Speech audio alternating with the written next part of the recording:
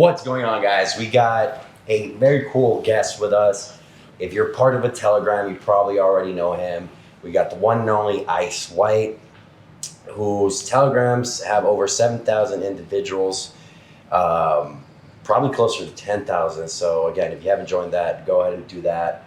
We'll put the link in the description. But Ice has been a journeyman along the history of what is the cold approach scene. So we thought it'd be cool to do an interview with him. He also has his message game AI app. We'll put a link in the description down below too that'll help you guys with the messaging and stuff. But yeah, Ice has been in the game. Dude, how long have you been in the fucking game, bro? Fuck, what year is it? What years? Yeah, it's crazy. Yeah, I've been like that since 2020, you know. 7 years at least. I was telling someone just like 1 or 2 hours ago, because people were always interested in like how you got into game, what you were like before. I didn't have like problems. I had relationship problems more than anything. So there were guys I meet all the time who never had sex until they were like 35 or in their 20s. For me, I was a teenager, so everything was working out for me. It was just the fact that my relationships would never last. But when I was in high school and shit like that, I had relationships, and I was one of the few guys that did have relationships. Like even at the very end, I think there were only 3 guys, including me, who had a girlfriend. So I was never like a hard case noob or anything like that. My problem was that my relationships just kept ending. Retention is a retention problem. Yeah. So I was just interested in this kind of shit. Yeah. Just for the sake of it. Yeah. So you got into it. Yeah. Like you're like, fuck. Why can I keep these girls? I can get them, but I just can't keep them around. Yeah, but you know, girls are pretty cool anyway. Yeah. So no matter what, if it's long term, short term, everyone's interested. Yeah. No, that's fair. I mean, dude, that's one thing we see a lot. It's like guys, we put guys in several buckets, and depending on which bucket you're in, we're gonna help you in different ways. But you know, a lot of guys, and you're watching this, you might fall into this bucket itself is where you don't really have troubles getting girls, or you've had girlfriends before, and this is the vast majority of guys. You just can't retain it, or maybe she just doesn't love you as much as you'd like her to love you, and she just doesn't. You're not hooking her as much. So, guys, any type of situation you might have, like we've all been there. You just heard Ice White give his case with it. So you did that, and you started going into the game, and you did like all this cool stuff with it. And then you're like, you know what? We need a fucking place where we could all congregate. And then and instead of launching a church, you launched a Telegram. A church? Fuck no. A church is for fucking creeps. So you did the Telegram. How long has that been around, dude? That's a crazy fucking feat. So, yeah, basically we had RSD before. Yeah. And they had their own communities for fuck knows how long. Right. But basically, I was running one of the RSD communities, and it was the biggest city that they had. And it was in Europe, and I just moved to Europe at some point, and then at some point I became a leader for it. And things were just crazy. I was meeting people the whole time, and then RSD started to disappear. They actually scouted me and Justin Mark to be the next instructors, and then they just went fucking dark at the end of 2018. Because I remember they specifically came up to me at one of their events and made some kind of offer to have my videos and everything. And then like immediately after that event, their videos started to disappear and shit like that. And the communities, the Facebook groups were shut down. And at that point, I already had the community. Their communities were on Facebook, but a lot of these Facebook group leaders had their own WhatsApp groups or Telegram groups. Telegram was just a way better app than WhatsApp. WhatsApp was fucking trash, and it still is. So I just integrated everyone into this new thing because all these Telegram, WhatsApp groups were abandoned. So I just had London and New York, and then people were asking me for Los Angeles. Las Vegas must have been one of the first ones too. And then it just went fucking out of hand because I'm obsessed with expansion. So now it started with like 5 or 10 cities. I don't even remember. in the very beginning, but now we're at 310. Wow. And it's at such a point, like 5 years ago, 2018, before RSD even stopped this whole thing, I was able to go to New York, for example, and stay at a guy's place for free. Saves me like hundreds or thousands of dollars in like hotels or shit like that, or Airbnb. And just through offering value, just for these communities. I wasn't necessarily like a figure in anything, but at that point, I was known for a few months for the message game guide on Google Docs before the book even came out. And people were just like wanting my help with that. That was 5 years ago, and I was able to stay in a place like New York. And now I'm staying at a place because people are happy to have me stay with them, and I can offer some kind of value. So I started realizing in the last few days since arriving here, at this point, I could really stay fucking anywhere. Like Tokyo, I don't know, never been anywhere near it. But these communities are so good. Now that's me. I own these groups, so it's like it's one thing for me to say like I own it. It's like I own the restaurant, so I eat for free. But I started out not owning any of these groups and just cooperating with people. It's all about value exchange, really. It's not the fact that you own something or run something. It's the value that you can provide someone. Yeah, I agree, dude. That's gold. At least in this industry, it's like you have to provide value in some way, shape, or form. This goes for all of you guys. When you're being a wingman for a guy, you're trying to help someone out. Always give them value. Which, by the way, 300 cities. It's wild. That's fucking insane. I don't care where you guys 310. are. 310. I don't care where you guys are. Yeah. You can definitely go and find a wingman because every group has at least 5 guys in it. Yeah. I'm going to give a more severe message version of that. You have no excuse not to. Yeah. That's it. Exactly. You get zero excuse.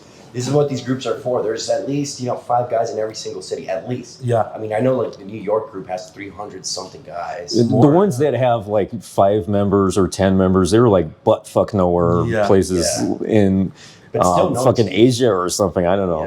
Yeah, but still no excuse that. So there's that. Also, one thing you guys could do and leverage these telegrams. Look at your nearest city or the nearest big city and make a pre-plan. Ask some guys, if you're really committed to this, ask some guys in your nearest big city, right? So let's say the nearest big city to you is Chicago. Go on this Chicago telegram, say, I want to move to Chicago to really focus on game. And does anybody want a room with me? Does anybody know does anybody know where I could get a job in Chicago? So it's not just about game and stuff, but you guys can leverage these groups to find a person you could game with, perhaps even jobs. You know what I mean? So if you're truly committed about game, definitely leverage the telegrams. I think that's super important. But I know you're always running polls on it. You're always asking guys. Like, every Sunday. It just became this new... Do churches do polls? I don't know. They do things with other polls. Jesus or Moses? Which one's better? What's your opinion? Positive, neutral, negative?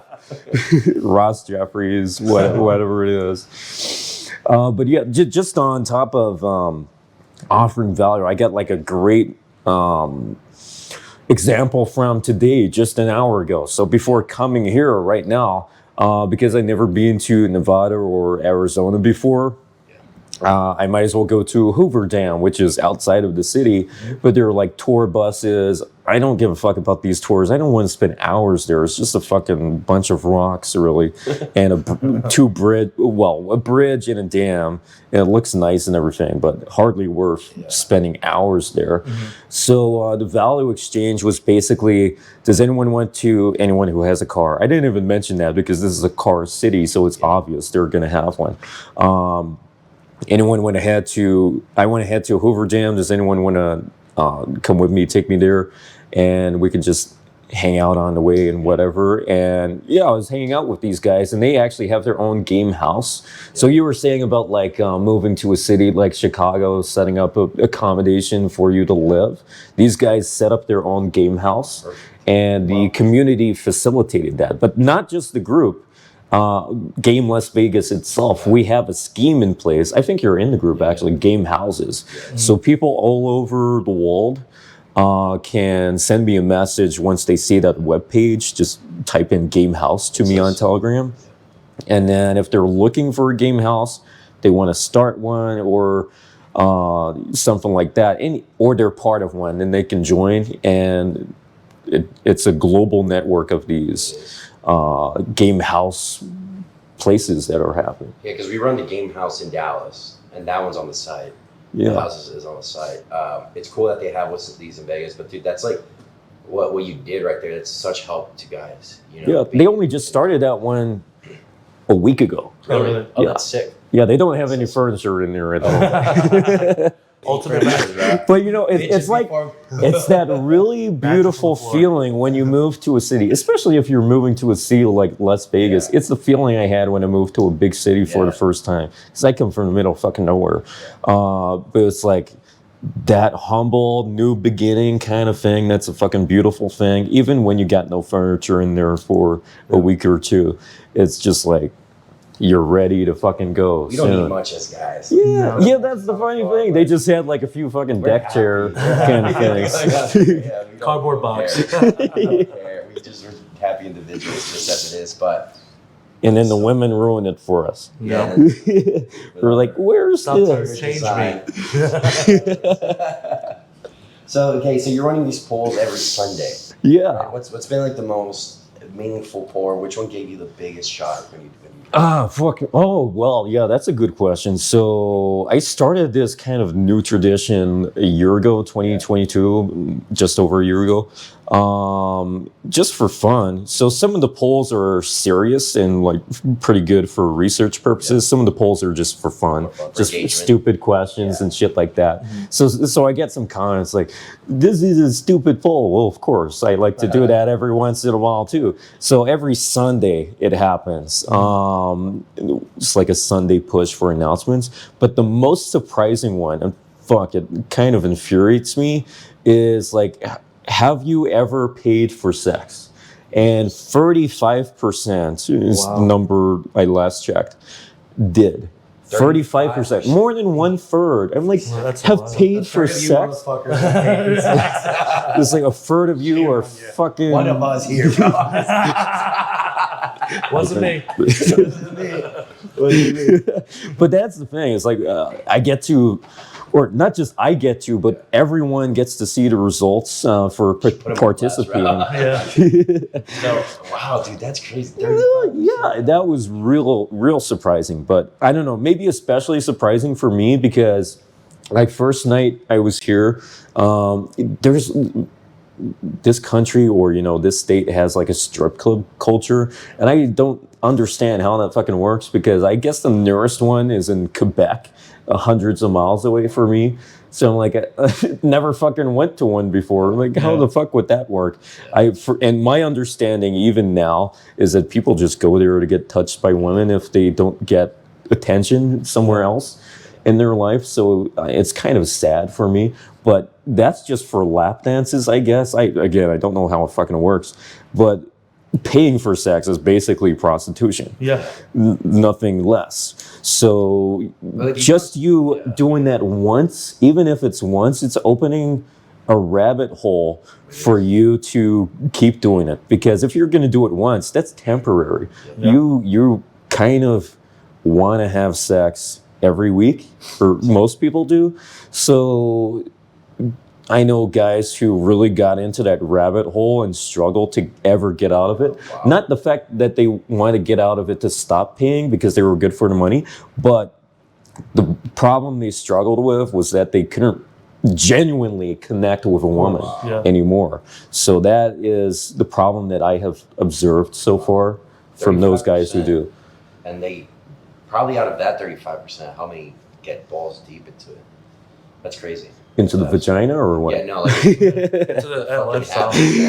Well, yeah, actually, that's good. Yeah. Maybe we could do a poll where if it was just a one-off or once Yeah. every few years or Once a every- regular. All right. I don't fucking know. You know what it is? Some guys, they just like end up in Thailand or, somewhere. And it's like, dude, it's just in your face, right? Yeah. But even a city like Vegas, I don't know if you notice, like my students will be out. I'm like, bro, it's a prostitute. Like, if she's so quick to pull you, it's like red flag. So yeah, just yesterday I was going. I don't even know where it was. I was on the strip somewhere on the west side of it, and there was just like a woman in a pink dress. She wasn't dressed like in a sexy way, Right. like showing her ass or boobs or anything. It was just like a full dress, and I'm pretty sure she said hello to me, and I just ignored her. But yeah, I was thinking like a minute later, she's probably a hooker or something like that. But yeah, I'm just not used to that kind of thing. But also, same in Times Square in New York too. There were like those, whatever the fuck you call it, they have those carnival outfits. Yeah. And they want people to pay for photos. Yeah. I'm like, no, I got my own woman at home. Yeah. Or even if you don't, you can get your own. So like, why the fuck would you And even for pay for a photo? Like They seriously? got the naked cowboy out there, bro. Like you're basically paying a woman who gets money from weirdos who don't have enough female attention. It's like Yeah. physical OnlyFans. Yeah. Yeah. Paying for fake attention to me is like the biggest turnoff in the world. Yeah. You know? It's like, oof. It's an obsession. It's just for ego and stuff like that. However, the only, for me, my brain just works differently. Whereas other people would like pay for a photo with these girls or maybe just ignore them, even that. The advantage I can gain from that, the value I can gain is I could ask them if they have OnlyFans. I don't know if there's like a percentage of them who do or don't. I don't know if there's some kind of correlation. Yeah. But if there's some if there is one that I meet on the street, I could ask her, do you have OnlyFans? If she says yes, I could say something like, do you have children? If she says yes, then I could say, I'm doing a podcast episode where I have OnlyFans models who have children, just to explore how you protect your children, basically. Destroy your children's lives. It's like here's basically, but here's the difference. So you see like all these podcasts, Red Pill, whatever the fuck you want to label it as, Fresh and Fit, or there was the whatever podcast where they kind of roast women they on the don't, thing, or sometimes in subtle ways, or like especially Myron, he's very fucking direct with that shit. I'm not interested in that. That's going to happen in the comments anyway. Yeah. I'm going to facilitate it, have this discussion, and my personal interest is what conversation can we have to actually protect children? Right. Because no one's doing YouTube videos about that. They're just like, let's roast these bitches, let's roast these hoes. I want to actually have conversation with understanding on what they do to protect their children from being bullied because their mom has OnlyFans or something like that. And then other people can learn from that. Or actually, maybe that doesn't help because that makes them more powerful and they know how to. Then we got more mothers using I OnlyFans. feel like it's just making Now it that I more think of it. acceptable. You know what I mean? Yeah, well, it's just the fact, for me, it's just the fact that maybe it could help a few kids. Maybe it could help a few mothers. It's so fucked. I don't know, but the judgment won't come from me in the interview. I won't be judging these women or calling them hoes or fucking whores or anything like that. The comment section will do that for me, even if I was interested. The internet's so brutal. You guys are fucking brutal. We get some harsh comments. I don't even know how you guys come up with these insults. It's actually pretty funny. Like, how okay, that was creative. It's funny, dude. It's like, so you're so far removed, people will say anything on the internet, but in real life, they'll never say any of that shit. That's the true shit. So, when you practice with a keyboard so much, people say like keyboard warrior, but you're really a keyboard poet. And then in person, you're just potentially weird. But Michael Sartain was talking about this kind of thing yesterday. Sometimes they tend to be teenagers, actually. Yeah. Like even 13-year-olds. So it's funny because a lot of our, so the audience usually on YouTube, you can see, I know our target audience is guys over, 25, basically. Anything younger than that is kind of like, they're not really taking, their skills seriously. even our students, like all you guys that tend to sign up for courses in this, you guys tend to be late 20s, early 30s, or mid 30s. Yep. You know, I think the oldest student that I've ever had was 55, I think. So, but the youngest student I ever had was 22. But you know, it's all over the place. But most guys that are watching, so you guys are probably in late 20s, early 30s, that are looking for help. You guys are starting to feel like, fuck, I need to get a girl. Like everybody's getting married except for me. I know what's going on. So that being said, what's like the average age in the Telegram scene? That's the thing. Telegram is Telegram. It's just focused on messaging. Really, it doesn't give you much information. So YouTube is those are just statistics that I pay attention to outside. Well, Telegram, I do polls, but on YouTube is basically a data collection company, or the Alphabet, the company that owns it. Data collection is pretty much everything. I used to work in technology, so I'll fucking shut up there. But that's where you'll get the information. But I think my YouTube videos probably get like the demographics pretty heavy between 25 and 40. Yeah, 25. Yeah. That sounds about right. That's when like most guys are really starting to take this seriously. Because anything younger than that, it's kind of like, oh, how do I get a girlfriend? And you guys are kind of focused. You guys should be focused on like your career, stuff like that, and getting girls here and there. But dude, that being said, what's like next for Telegram? What's next for the community in terms of game? Oh, well, that's exciting actually, since I had a revelation community-wise Definitely a jerk. yesterday. This is some weird kind of timing. So I was at Michael's event yesterday, and he was talking about like the history of the pickup community and stuff like that. And I was starting to realize, I think it's time for the pickup community. This is going to fucking shock people potentially. I think it's time for the pickup community to die and become what is called the seduction community. And those have been kind of like interchangeable terms. Yeah. But now Michael is really pushing this social circle thing, and it's very popular. You know, this is perfect actually, because you were with me in Access. I was there, and then you guys joined. Fuck, everyone was there. It was weird because it's a good night. Access is probably, if you guys are wondering like what some best venues are, Access is by far my favorite. Yeah, it's got everything. I mean, yesterday was kind of pretty good layout. Yeah, it's a great layout. And that's a Wednesday. That's a Wednesday the too. Weekend? But like the weekends at Access, you have the pool in the back, and then you have an outside where it's like pretty tame and quiet, so you could actually hear you talking to the chick. And then you also have the inside that's like clubby and loud. So you have like a good, and then you have the dance floor. And then also, that's not it, but the tables are accessible. So like you have some really hot girls at these tables that guys go out like a farm, go out of their way to get these girls at the table, and then guys like Brendan and I just roll up and take them. Because those tables are accessible, right? And even like the VIP section where they have a guard, you just go in, dab up the guard, and you get through. Like that, this is the best venue because everything is so accessible. You can talk, it's loud.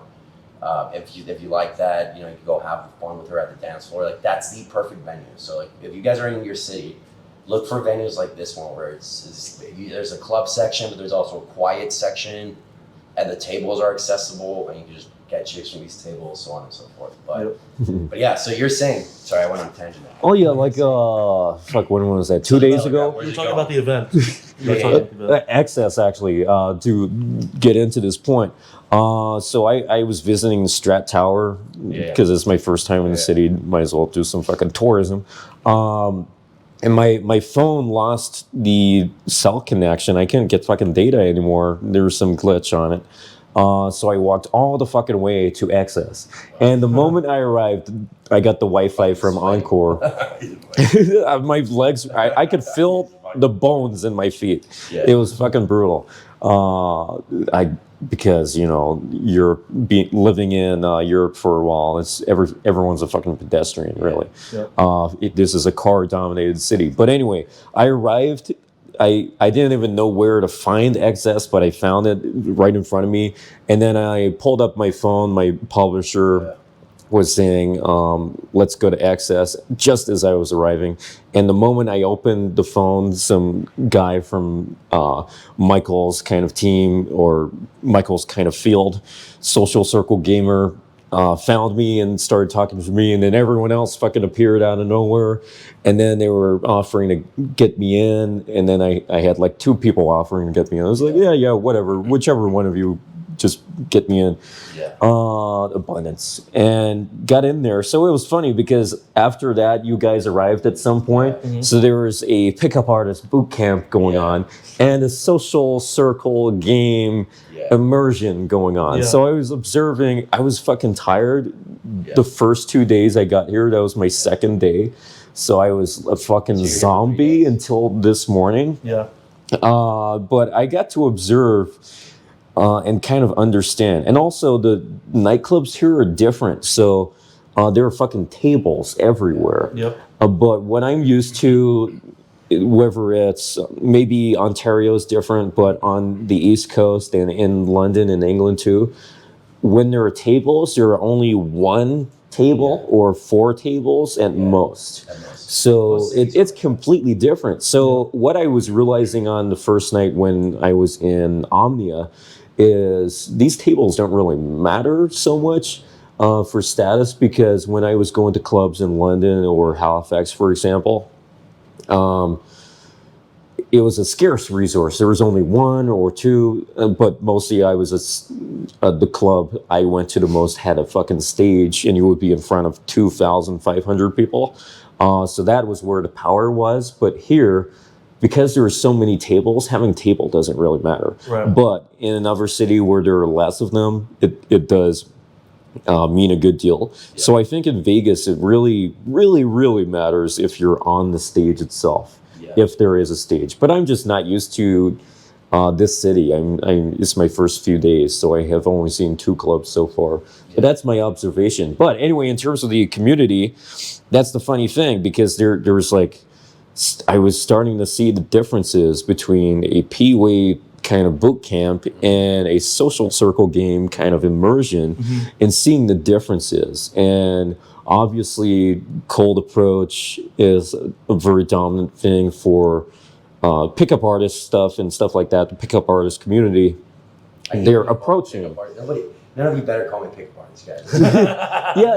It's all labels. It's all labels. It's all fucking labels anyway. But either way, like you guys are focused on approaching, talking to women, stuff like that. The other guys are doing some other completely different strategy. I saw some funny shit. Tell me, what happened? I just saw guys with ring lights in the club trying to take photos with girls. Also, me and Jesse would be in set, and some guy would come up and then be like, start talking to a girl like, I want to take you to the table. I want to take you to the table. The girl's like, I don't know why that guys keep trying. These guys keep trying to get me to the table. I was like, they're like, so we're talking to these chicks. These guys would come in. By the way, I love the social circle guys, because they do all the hard work for us. They invite the girls to the club, and then we roll in and we just take their chicks. I love it. You guys do the hard work for us. So what was happening is, we were talking to these chicks, and guys would come in and be like, I want to invite you to the party, and the girls were like, no, like, we don't want to go. And eventually, after talking to the girls, they're like, yeah, these guys are fucking weird, because that's what they're using. They're using that as an excuse. They're hiding behind like this curtain, thinking that's going to get them the result. Well, the probably the first thing I was realizing is that for guys like you, you're just gonna take her home. Most likely. And then these social circle guys are going to take her to a strip club or to another place. They're going to go to all these other places. It's less direct, but with time it works. Eventually, I'm only basing this on like 1 or 2 days, so I'm not going to say that's how it is, but those are my early observations so far. So the revelation I really had yesterday at Michael's event, he was talking about like the evolution of the pickup artist scene from like 2000s to 2010 or something like that. It was like the classic time. Fucking routines. The VH1. Like the Cube. If you guys are newer to like the community, the pioneers of the game, they used to have a show on VH1 or MTV, I forgot. They had this old school shit. There was a legitimate show on, and that's how big pickup got at one point where there was actually like a VH1 show. Yeah. Which is crazy. It's absolutely insane. The author of the game, he had an interview with like it was one late night show. Yeah. I think it was Conan O'Brien. I think so. That's how big it got. The Eric Markovic was with Conan. Yeah, I saw he was that. also with David Letterman, I think. Yeah, Neil Strauss did something with so Jessica that's how Alba, I big think. Pickup got at that point. And so that gained traction, and like it was actually totally acceptable. Like people were cool with like these techniques and like all these things. Like people were cool with it. It wasn't until cancel culture started getting a rise that everybody started like having a problem with it.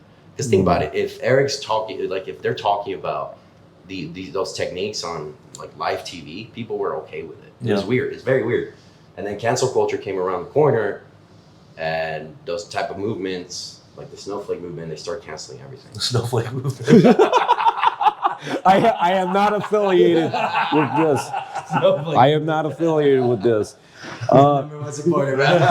Maybe that's the difference between like TV and the internet, but that doesn't fucking matter. Yeah. But anyway, like the thing is, like after 2010, Michael was saying, or like 2015, whatever. Well, there was a Julien Blanc scandal in 2014. That's when things became more about marketing and like email newsletters. Like newsletters were always a thing, but marketing became way more prominent. YouTube, infilled videos. I don't know when infilled videos started, but like on our second episode of the dating coach panel, I had old versus young dating coaches, Ross Jeffries and Justin Mark and some others. And I asked the question, is infield a gimmick? Because there are some guys historically who have faked it, hired models, like fuck. Yeah, that's wild. That's just... We actually get some comments, because we have a ton of infield on our YouTube channel. And we get literally comments like, this is fake. We get crazy comments. And we're like, bro, it's literally not. Yeah. Like, literally It doesn't help that there are people that did that actually do that. So it's like, it's such a double-edged sword though, because those guys are ruining it for legitimate guys. Yeah. You know what I mean? It's just they're just such a... It can be used as a bit of a gimmick, but when Ross Jeffries was answering the question, he was starting in like 1988. It did not exist. Someone came up with it over time at some point. 1988, yeah. It was crazy. I wasn't even born yet, bro. Yeah. And his book came out in 89 or 88, something like that. And he was on NBC in 1992. That was a crazy fucking thing. And it's on my channel. So this has been around for fucking ages. Yeah, but like for Ross, it's like infield never existed in his... Of course. When he was starting out, it just became this thing other people were doing, and it became like especially it's a marketing thing now. Lots of ways to fake it. You guys love it. They love it. Yeah. Yeah. Well, the thing is, like one other... I love watching Brandon's infield. Yeah. You know what I mean? Because it's like... So just give you guys some background. I watched my own infield when I was like, okay, why am I better at this than other people? I was like, I'm doing something different. So I literally listened and watched my own infield for like fucking... with one of my boys, and we just sat down and we watched myself. Like literally, we would write down what I was So what's the most useful thing you get out of that? Oh, sorry. That's what I learned that I was doing the best, is just how to flirt. But the most useful thing out of that, first of all, you analyze. Let me take a step back. You need someone that knows what they're doing to analyze that for you, first of all, because then you don't know what you don't. So you get a second pair of eyes. Get a second pair of eyes, yeah. Get a second pair of eyes first and foremost. But once you do this, you start noticing your bad habits, how reactive you are, your posture and shit like that. Like that's a problem for me because I got spinal injury. Yeah, but also like your tonality, for example. A lot of our students, we have the number one problem that we see is a lot of guys don't have the presence. So part of presence is having tonality.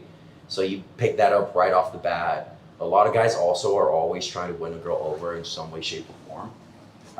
And you spot that in the instance. So I really do recommend guys to do this. We do this in our program for 10 weeks, where we send you the reporting to wherever you are, and then you send it back to us. And then we have that weekly call where we break it down for them. Yeah, we do audio. We mic up all our guys. Yeah, we mic up all our guys. Yeah, we realized, dude, it's impossible to hear what the hell you're saying in the club. At the club, yeah. Even if me and you are talking next to each other, it's hard to hear. It's hard. So as a coach, you can't be like, in the student's ear. So to get that audio feedback is huge. Then we can be like, okay, like two platonic conversation. This has got to change. That's got to change. And so like you see changes overnight, basically. And right here, the camp that we're doing, and that's why you see the setup right there, because we had the couch and we have all the students' audios, and we're breaking their audios down, see what they can do. But all the time, the students can leverage each other's audio. So it's always better to do it with a buddy too, bro. Like it's always so much better to do it with someone. So you guys more perspective. Yeah, more perspective. You guys are probably doing the same shit. And if you get better together with someone, then he could be your wingman. Yeah. And you guys grow together. You know what I mean? It's always better. Life's always better with like fucking with good people around. Yeah. You know? So that's the most like the biggest bang for your buck is having a fucking professional telling you what you're doing wrong, fixing it, and then moving on to your next stage in life. Because a lot of guys, not every single guy wants to have like casual sex.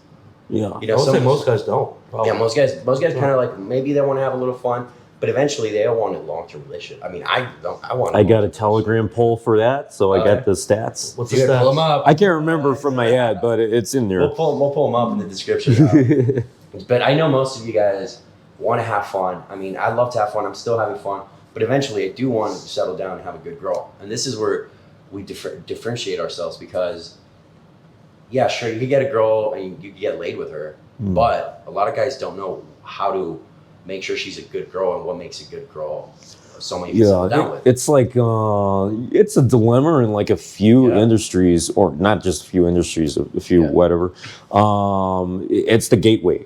Exactly. It's like, okay, you know how to get a woman, but do you know how to keep a woman? Exactly. Yep. So that was I had the keep a woman problem. That's what I was talking about at the start. I could get a woman, but I couldn't keep a woman. And I just wanted to have relationships because that's what everyone else was doing. But I was happy. I was open-minded to have other things too. So both were happening, but I was already having this kind of conversation today. There was a guy who's saying like, should I have kids and stuff like that? You make that decision yourself. And there was one particular guy today, for example, who said, I don't ever want to have a relationship. I want to have a girlfriend. Don't ever want to have a girlfriend or settle down. I don't ever want to settle down. And then I said, stop lying to me. Because a lot of people are saying this, but watch what happens 5 years later. They're married, they're in a relationship. Don't fucking lie about that's what you're saying to yourself now. But there are lots of guys who want to have kids, or it might even take them into their late 40s to even have kids. And they're saying this at like 24 years old or something. Look at Dan. I was saying exactly that point. Dan Bilzerian had phases. There was polygyny, and then there was a relationship with polygyny. Then there was polygyny, and then there was an exclusive relationship. So that's what happens. That's what happened with me.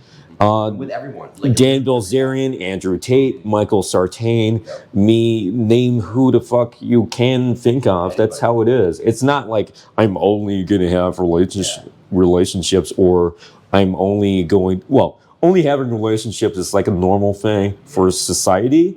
But saying I'm only going to have one night stands and fuck buddies and stuff like that is a little bit delusional if a lot of people are saying it. Yep. And so that's like the thing too, because so guys look at Brandon and I's interaction. Okay, Brandon and I, we talk to one girl, the first set we get into, we close it. That's what we tell our guys. You don't need volume, you don't need anything, you're enough as a guy. You know what I mean? If you have a decent paying job, you have a dick that works, and you can protect her. What happens if you don't? You're good. You learn how to lick pussy back. Yeah, you're enough as a guy. You're enough. Like you don't need to go above and beyond to do all these things to get girls and to get access to hot girls. I mean, just last night or 2 nights ago at XS, we were talking to these chicks. They're just standing there. They look, they were hot. They were okay hot, but then they're like, they pull up their Instagrams. They had like 1 million followers. You know what I mean? And we still fucking murked that set. You know, Brandon's texting one of them like, we're still doing it. So you don't need to go above and beyond to get access to these chicks. These chicks have lives, guys. They're regular chicks. They hang out at places. All you need to do is learn how to talk to them and learn how to actually game them properly. How are they feeling? Make them fall in love with you. But what I was getting at is, guys look at our interactions, they're like, dude, how can I get girls to like love me like they love you? It's just, we're not really spitting game for casual sex. We're almost setting every single girl up for something long term. Mm-hmm. And casual sex is just like an outcome of setting her up for something long term, if that makes sense. It's a different approach.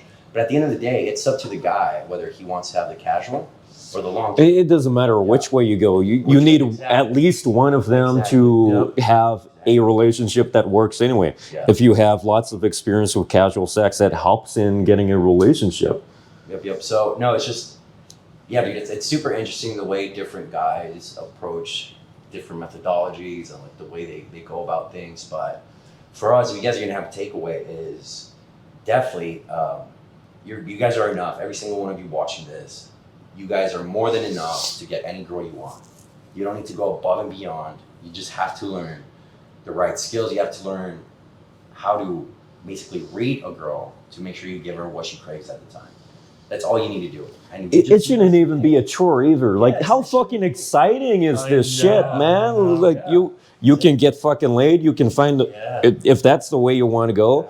Or if you're just looking for the woman of your dreams, you could do that too, while looking or waiting for the woman of your dreams. Whatever journey you're fucking taking, making excuses and not taking action, this shit should fucking excite you. If it doesn't excite you, you're probably closeted somehow or something.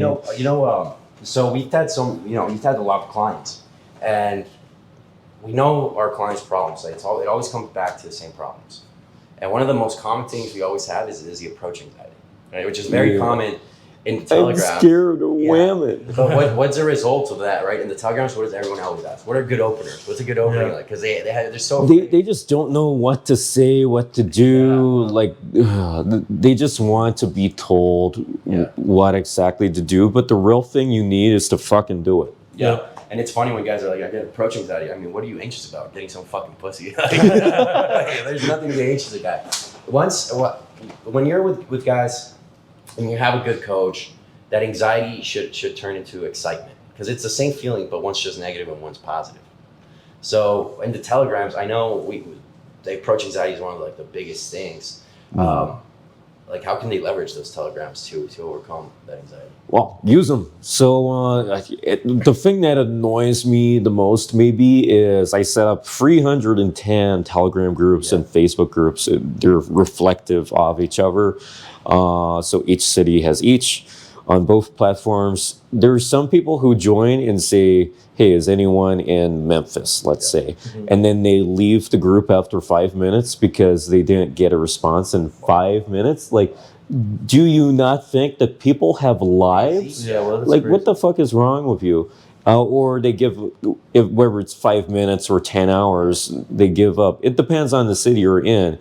But if you're like, fuck these groups because someone didn't respond or... the thing is, did you offer value? It's like asking for a wingman is one thing. It can be hit or miss. But offering value and having some kind of value proposition or excitement or some fun shit going on, that's where the shit happens. And you got to try more than once. You can't just try once and give up. If you talk to one woman and she rejects you, are you going to never talk to women again? It's like your mindset. I think one of the biggest problems with not just in like our field or industry, but in like universally, people's problems are their fucking mindsets. Mm-hmm. Yep. I think mindset, that's also, I think what happens a lot of the times is guys try to hide their insecurities because of that mindset. They try to hide it in some way, shape, or form, but they try to, what do you call it? Make up for it, compensate. They try to compensate. And one of the transformations that I love seeing is like when guys come in for the camp or for a training program, and then they're very, very insecure, and at the end of the program, they feel very secure in themselves. Mm. That is probably the best transformation I could see from any guys. If you guys are watching this, that's how you can make me as a coach happy, and that's how you can make your life as a student, like your life as a man, 100 times better. It's just becoming secure in who you are as a person. Yep. And that comes from appreciating what you have and who you are. If you don't appreciate yourself, no one's going to appreciate you. So you guys need to make sure that you practice this on a daily basis. If you feel insecure, you feel like you have to overcompensate for things. But your mental barriers are often your biggest hurdle, internal hurdle. It's like if you, my wording might be terrible, I can't remember, but it's something like if you think people are going to hate you, people are going to hate you. If you think people are going to love you, it's true either way. It's your fucking mindset. But I didn't quite answer your question in terms of like what's next for the community. It's like we covered a lot of practical shit, so that's some good stuff. But just to finish off that original question, it's like what's happening in the future. I think it's time for the pickup community to die and just become the seduction community. And these terms have been used interchangeably, but the stuff I'm seeing now, especially based on what Michael was talking about at his event yesterday, there are so many social circle guys because people are moving from pickup to there, or they just came from some other place. It's not that it's this or that. I think both of them, I realized this yesterday, could be part of the ultimate seduction community, and the pickup community can just die, and they can work together and achieve things. I think, the pickup. I think it's the social circle thing is the next phase, but not everyone's going to be into it. Yeah, I think pickup for sure needs to die. And what I mean by pickup, guys, I hate that word. The word itself, the word itself needs to go away. Never use it. It's like a lot of the terminology was just made by fucking nerds and shit. It's like probably the worst one, and this isn't like a pickup artist term exactly, but black pill and all these pills. I don't know. So, maybe it was Rollo Tomassi who's responsible for. I don't fucking know. Calling it, to be honest, I don't even like the term seduction. I just want to call it for what it is. It's just dating. Yeah. It's just dating. It's understanding women. That's what it is. Well, I think seduction would be okay, but when it comes to things like there's criticism for last minute resistance, and then there's some other. That's how you catch a case. And then another one which people don't quite realize, isolation or isolating is like, okay, you're taking her away. That's like a kidnap scenario. It's a one-on-one time. Out of context, but one-on-one, exactly. So there are lots of creepy terms, and nobody know who the fuck came up with these terms. So what I've been trying to do since maybe 2019 is kind of have this. Yeah, I've been on it. That's why we're Game Global. I wanted to dominate and change things. And I'm a married man, so I'm the perfect guy to do this. If it was like some hardcore PUA guy, I'm not even a PUA, that's the thing. I'm the perfect guy for this job because I have a wife and I have a daughter. So it's a legitimate thing with no greasiness, and just better terminology and better things for the future. And like we were saying, there are just so many guys with approach anxiety, and there are so many fake infills out there. Things need to be better. Things need to be better. So we're obviously working to make things better, but stay up to date in these telegrams.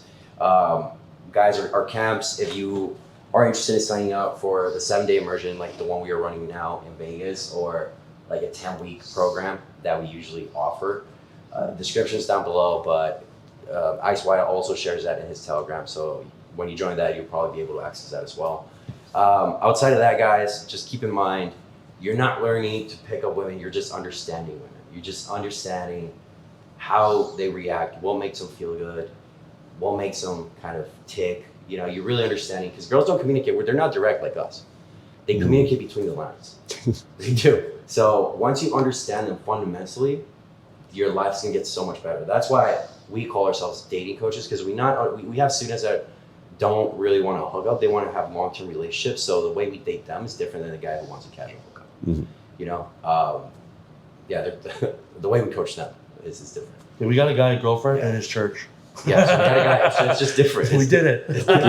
You got a girl. He came up to us. He's like, "Look, I don't want casual anything. I want a long-term relationship. I'm yearning for a long-term relationship, but I don't know how to make sure she's a good girl." And he's with a chick from church. So it's like, when you understand girls that like me and Brandon do, you could literally either get the casual, long-term relationship, whatever you want. That's why we call ourselves dating coaches. You got to have your own blueprint. It's Yeah. not like you have to do this entire plan.